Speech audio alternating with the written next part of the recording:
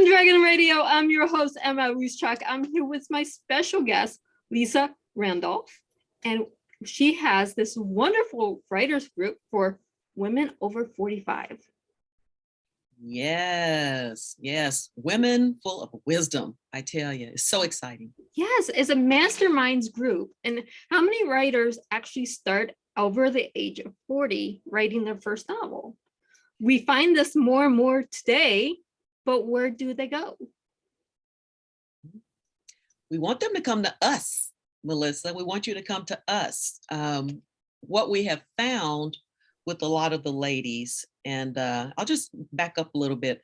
The way that this whole writers mastermind was birthed was through a platform that I am a co-founder of called Take Flight Summits. And it is specifically to give women age 45 and over a place to really amplify their voice and to be heard and to come together with other women just like them. Because what I was hearing was that a lot of women in that age demographic were feeling irrelevant or invisible to society. So this was created, and we have a podcast for women in that age demographic, a writers group, which was birthed out of our virtual mini summits. So what we did is we have a topic called Leaving Your Legacy. And Melissa and you guys, we broke this into two parts. One was about leaving your legacy through volunteering, and giving back to the community. And then we had another two-part to that, which was leaving your legacy through writing your story.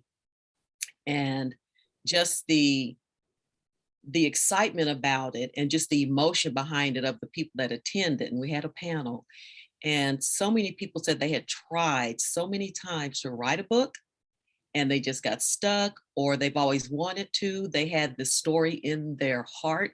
They just didn't know how to get it out, where to start. And they didn't have that accountability. So out of that session, that's where the Take Flight Legacy Writers Mastermind group was birthed. And it has been such an amazing experience. We just wrapped up our first mastermind group. Yay! So, we know that it works, and we're ramping up for our next one in June of this year. That will be wonderful. I mean, okay, so we have a couple of different things going on. We have our beautiful women that society says, you're 45 years old, you don't really do anything for society. Well, that's not true. Oh. That is 100% not true. Not true. That is not true. I don't know who invented that trademark, but they need to go back under a rock somewhere. Exactly. But for how many years that we hear this from my moms, our grandmas, our great grandmothers, you get to a certain age, you're an old maid, you're not worth anything to society anymore. Well, now we're taking that and throwing it away and bringing the knowledge that these women have to the forefront. Absolutely. So like you said, we're throwing that away, Melissa. What we're flipping the script. We're like, we are relevant. We have so much wisdom and knowledge to share. We have stories, we have pains to share, revelations, joys. So, you can't kick us to the curb because we're here to stay, and those stories are so rich and they have to be told. And that's why we made it part of the legacy track, because, once it's all said and done, all you have left is the story that you can share with other people. Other people can benefit from your journey. And so that's why this was so important. It is. I mean, if you go back to those who were around the 1930s, listen to the stories, listen to what they overcame to be here today. We don't have very many in that age group today still with us. But if we do, we need to listen to the stories. We have the Great Depression. We have World War II. We have post-World War II. We have Vietnam. We have the Industrial Revolution. We have women's suffrage. How many things did these women live through to get us here today? We need their stories. Absolutely. And you bring up a good point. We need their stories, Melissa. And there again, that's part of the reason this mastermind group was formed. But we have the younger ladies Mm-hmm. that need our stories. Exactly. I can't tell you how many younger women, especially, 20s, 30s, or whatever, they've come to me. First of all, they're like, I love what you're doing with Take Flight. And a lot of them are like, I can't wait to be in that age demographic so I can join. And I said, honey, just keep living. You'll get there. Yeah. Yeah, just keep living. But right now we support you in any way. But they see the value in what we have to say as women in our 40s and 50s and 60s and Mhm. beyond. We all have our wisdom. We've all been where these 20-year-olds have been, Mhm. and we've conquered our demons, whatever they may be, and Yes. gotten to the point where we have stories to share. We didn't just sit back and shut up. Now we have to write them down and share them so we can Yes. lead our 20-year-olds forward. Absolutely. Absolutely. And if anything, I think that this last 2 years has really shown us that life is so precious and so fleeting, Mhm. and that you have to share your journey with other people, because you just don't know, you know, uh, when it's over. No, you don't. You haven't. I was just doing a radio show a couple days ago. We don't know Mhm. where the train's going to stop when we have to get Yeah, off. It yeah, could be when we're 20. It could be when we're 110. We don't have a stopwatch in front of us that says this is when you're going to expire, and that's what you have to look for. that's right. Every day is a gift. If you look That's at right. every day as a gift, now you embrace that gift. Absolutely. And I'll take it even further. Every second is a gift. I mean, be intentional with every second that you're blessed with, for those of you that are listening. So, I mean, really live your life intentionally. And and part of that, we hope, is writing your stories, because Mhm. everybody has a story to share. And I mean, even people who are in their 20s, they at one time were 10 or 12, and they've lived a life where they can share with the younger generation. So, there's always that generation that's younger than you that you can bless with what you have been through. And you do that through writing. You do, but then you take your writing one step further. Do you publish or do you keep it just for the family? Ooh, good point. Good point. You bring up a good point, because everybody's reason for writing is different. Mhm. So you need to really ask yourself what your why is, right? As you're Mhm. writing this book, is it to inspire the masses or a certain market? Is it a how-to book, or a memoir, or is it self-help, whatever it is? Or is it just like you're talking about, Melissa, to just share with your family, right? I met a lady, it's funny you brought that up, and we were talking, I talked to her on the phone, and she was having some questions about, writing her book. And she shared her book with me, and she said, I just want this book to be for my grandkids to read, just my knowledge and my Mhm. wisdom and little nuggets that I want to share with them when I'm gone. And she read that book to me, you guys. Melissa, she read that book, and I was just like on the edge of my seat. I was just in tears. It was just these little nuggets, these little, parables, do this, do that. And I'm thinking so many people could benefit from Benefit. what you just said. But you know what? That wasn't her why. She Mhm. just wanted it for her family. So you bring up a very valid point. She said maybe eventually she might do that, but that was her why. And it was powerful. I know. I have this one author. She's in the upper age bracket, over Hmm. 50. Hmm. And we just published her cookbook with everything Mm, she made, all of her recipes going back to the 70s to now.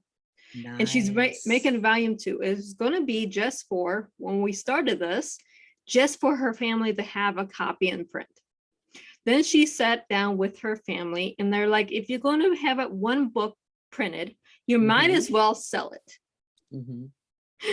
So she changed her mind. They talked her into it. They talked Yeah. her into it. And imagine how many people are going to be able to experience those yummy recipes. Talking about soul food, It is. food with love from Mhm. her, Right. It's not gourmet cooking. It's, how to make a pasta, out of dough, actually making a Ooh. pasta. It's I know how to do this because I have a background in culinary arts. My daughter, Wow. to make a pasta, if mommy's not there, she won't be able to do it. Yeah, I call making a pasta putting some noodles in the pot and letting them boil. So I mean, that right there, to learn how to make it from scratch, Hmm. that is love. Yeah, it Yeah. is love. And her book is made for love. So that's what she wanted for her book.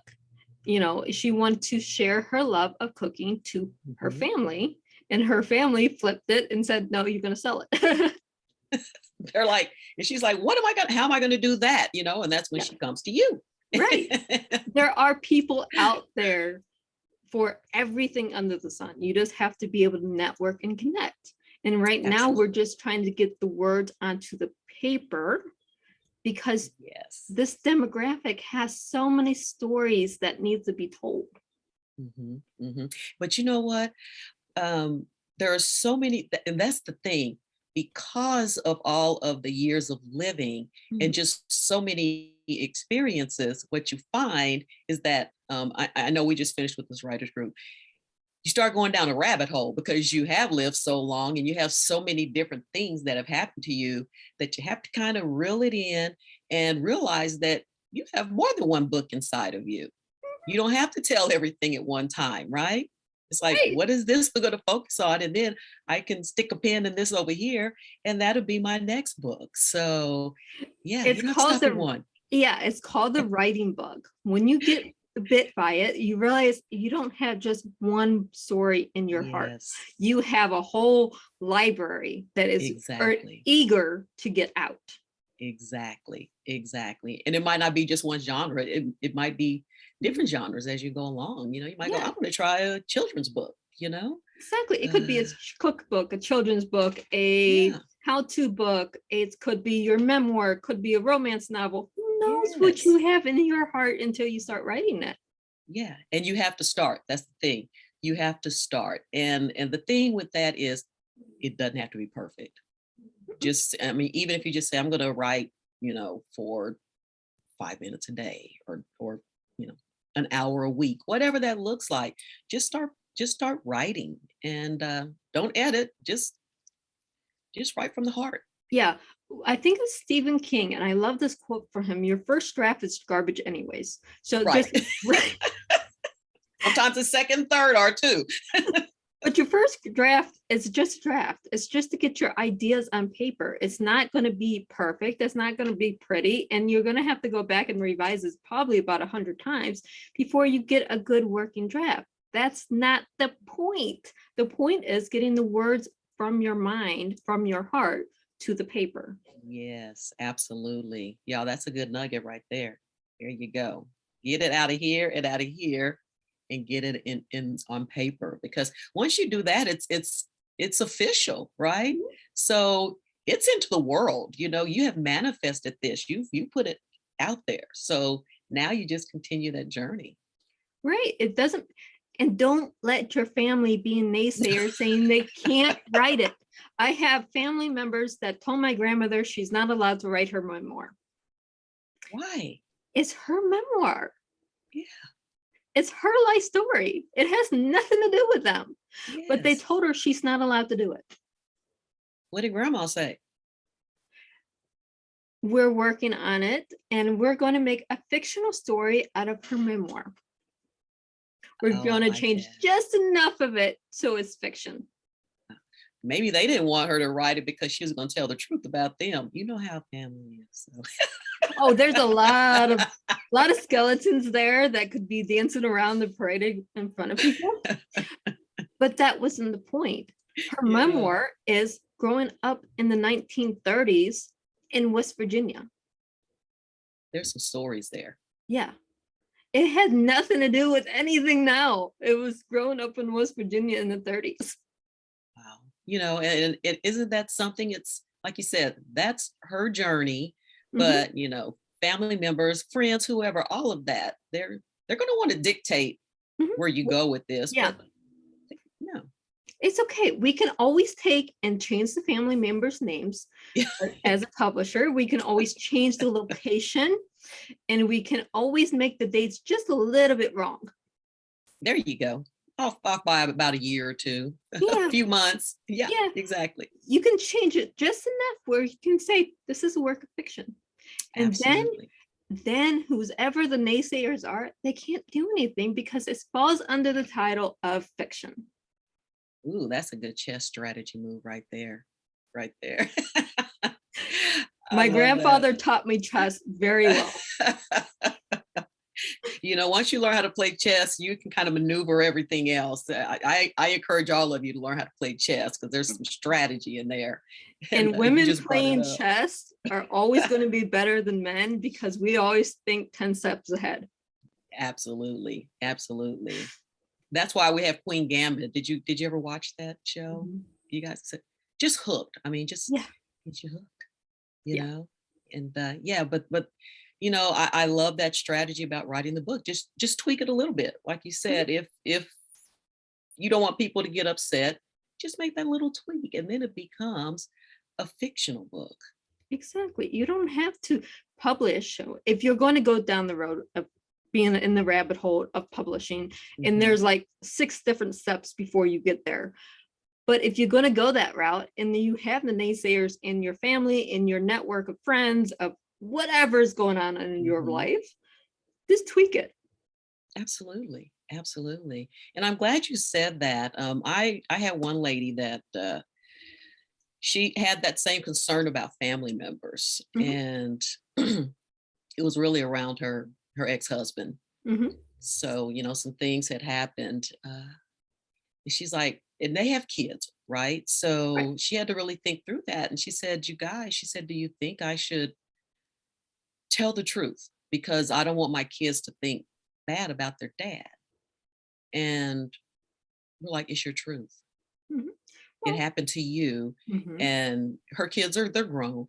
And but that's your truth. And how, first of all, how your ex accepts that, it has nothing to do with him. Because if he didn't want you telling that story, he wouldn't have done whatever it was in the first place. You would have been able to tell a different story. Yes. So yeah. So you write your truth, change the names, and you put a little thing in your acknowledgments at the beginning of the book, regardless if you publish it or just keep it for the family. The names have been changed in the locations to protect the names of the innocents. Yes. That's all you have to do. That's a disclaimer. It's a work of fiction, sort of, but it's based on truth. And as long as it's your truth, it's your story, no one can say how to make the story. Absolutely. Absolutely. If you want to write a fiction novel and have horrible grammar, spelling, punctuation, because it plays into a bigger meaning later on, put a disclaimer in there and move on. If your naysayers are nitpicking about grammar and spelling, is that really all they're nitpicking about? It's not that big of a deal. Right. Right. And you do find that with a lot of people. It's almost like some people read a book just to find the errors or the grammar, the grammatical, mistakes. Some people are like that. So they're missing the beauty of the book if you really think about that. But as a writer, as a first-time writer, just put it on the back burner. Don't get not held up on these little tiny tidbits. It comes with the territory, and you just move on. You've been through probably a whole lot worse than someone saying your grammar is bad. Absolutely. And that's what editors are for. So they go through it. You put it down on the paper, and that's what your, developmental and your grammatical editors, they'll go through that. And, your purpose is to get everything out of you. Right. Because this goes through so many stages, it's going to be handed off to so many different people once you actually get that story down, on paper. Right. There's 6 different steps publishing. And right now we're just focusing on the first step of writing your story. I want to read your stories. How much can I benefit and teach my daughter because you put something on paper? Right. That's right. Absolutely. And then there again, if you have, you know what happens too, Melissa, is a lot of people think my story's already been told by somebody else, because it might be the same topic or whatever. Nobody can tell your life story like you, even if it is around the same subject or, let's stay with cookbook. If it is a cookbook with, a vegan cookbook, let's say, you can't say so-and-so wrote a vegan cookbook. There are like 30 of them out there. So I don't need to write one. Your experience and the way you share that story is going to be totally different than the way that they share it. And your audiences might be different. And then also some people are going to resonate with your book, whereas they won't resonate with somebody else. So right. You might have a killer recipe for a cheesecake that no one thought to fold in the whatever instead of mixing it in. Just by the verbiage that you use, it may put a light bulb off and you may have the next gourmet cheesecake. Exactly, because you folded it in instead of whipping it. So it all depends on what you write. It's your story. That's why we have these workshops with Lisa to get your story out there. Yes. And here's the thing. And you're going to get frustrated along the way. You're going to want to quit about 10, 11, 12, 30 times. That's all part of it too. And that is another reason that this group was formed, because we build accountability in there. I can't tell you how many times I heard, I quit. It's like, okay, yeah, you don't know. I can't tell you when I was writing my first book, how many times I said, I'm done. I'm not writing another word. I went from 180 pages in the first draft to almost 400 in the final. Right. And there's like 60 times I said, I'm done. I'm not writing no more. I'm done. Exactly. And I have 17 books out. So I can tell you, it happens to every one of us. It does. It does. And you probably took that 400-page book, and ended up breaking it up into some of the 17, but you don't know all of that until you go along. That's where it's like you might have 600 pages. You're like, I have so many things. I might have 600 pages, but what might happen is that 600 pages can turn into 5 books. You never know. Yeah. I mean, I'm sitting here. This is a draft version of my newest book. And this was birthed from the first book. There you go. And this is a completely different series. So it does happen that your story will take turns and left turns and right turns and squiggles and turn into a ball of mess. But in that ball is like 6 stories. Absolutely. Absolutely. And so you just peel them back, you just dig in, and which one belongs in this first book. Right. Which characters are saying, okay, I need to be here. And it doesn't matter if it's a fiction or nonfiction, your characters will still talk to you.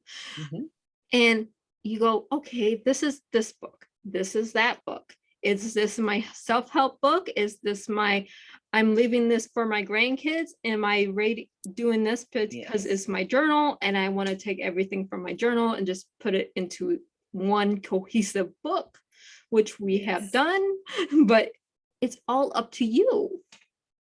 Exactly. And I think that that's what people need to realize. You guys, you need to realize it is about you. It's up to you. You're writing for you, even though, you're putting it out there for other people to read, to benefit from, to impact their lives. It's really about you doing this for yourself, right? This is your gift to yourself as well. Right. It's not a gift to me. You're not gifting me your book. You're writing this book because it's for you. You have a story to tell. It's only up to you to tell it. Mm-hmm.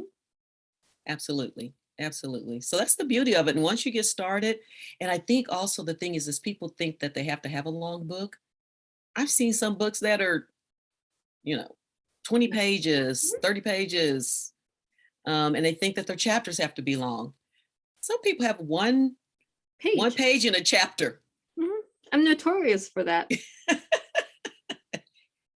Next, I mean, you and if it makes sense, do that. So don't think you have to sit there and write this big Gone with the Wind thing or anything like that. There is no right or wrong way to write a book. There's no right or wrong way to tell your story.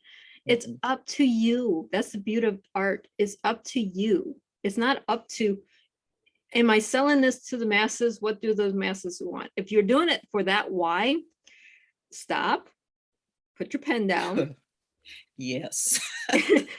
You're doing it wrong. because once you get to that point where it does come to selling, that's a whole different animal right there. As Melissa talked about, you got the book, you got the thing, now what? Now you have to market it. So and who knows, you might only sell 5 of them, but you got it out of you. Those people are going to benefit from it, and it's going to open up a whole new world of other opportunities for you. Correct. It's not about selling the book. That's just a byproduct of your writing. Exactly. I've had authors go, I'm going to sell this book and it's going to be a New York bestseller. And it's my first book I've ever wrote. Great. I wish you well. What's your marketing plan? How much is your marketing budget? And how much can I spend to promote you? Oh, I didn't think about that. Yeah. Until you can answer that, let's come back down to earth here a little bit. And let's start at the beginning. Exactly. And that is part of it. What you mentioned, Melissa, how much do you have set aside for marketing? Because I think people just think once the book is written, that's it. But there's so many components to it. You got the manuscript, then you have to get the editing. Are you going to self-publish? Are you going to publish with somebody like Melissa? I mean, there's so many questions to be answered. And those are some of the things that we do flesh out in the course. So. And that's a wonderful thing, because there's 6 steps of publishing. First off is getting it wrote. Then there's, do I self-publish? Do I go with a publisher? Depending on how you break that down is how much money you're going to need. Yes. And it depends, just because if you self-publish, goes with a small press, you still have to pay for editing. You still have to pay for marketing. You may have to pay for a cover designer if you self-publish. If you have a publisher, they may do your cover for free. It just depends.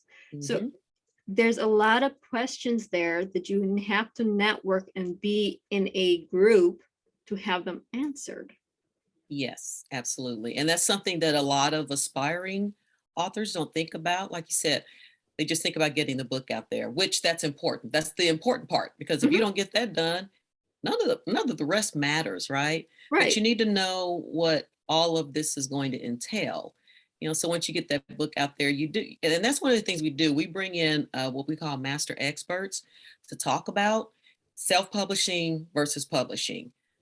How to design your book cover, marketing through virtual book tours, so just various aspects of what it takes to get the book done. Right. You have your writers' retreats, you have your writers' groups, you have your meet and greets, you have your author book signings, you have a group book signing. There's different aspects to being an author, and they all cost money.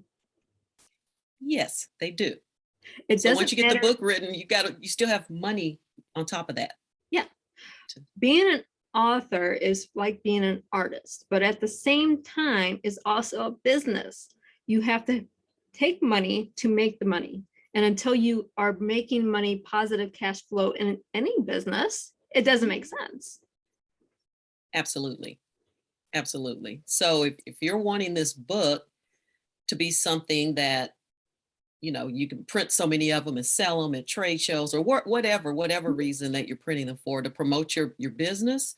You're going to have to put money into it. It's just, in that regards, Melissa, right? It's almost like a marketing tool for your business. Exactly. And I know that's what a lot of people, they're pushing that right now. I mean, I can't tell you how many emails I get from, hey, you're a coach. Do you have a book?